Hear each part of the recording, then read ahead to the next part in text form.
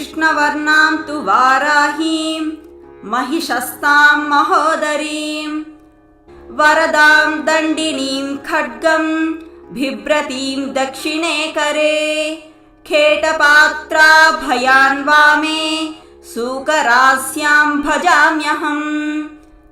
स्तुति। नमोऽस्तु देवि वाराही जयैकारस्वरूपिणी जपित्वा भूमिरूपेण नमो भगवतः प्रिये। जयक्रोडास्तु वाराही देवी त्वां च नमाम्यहम्। जय वाराहि विश्वेशी मुख्यवाराहि ते नमः। मुख्यवाराहि वन्दे त्वाम् अन्धे अन्धिनि ते नमः। सर्वदुष्टप्रदुष्टानां वाक्स्तम्भनक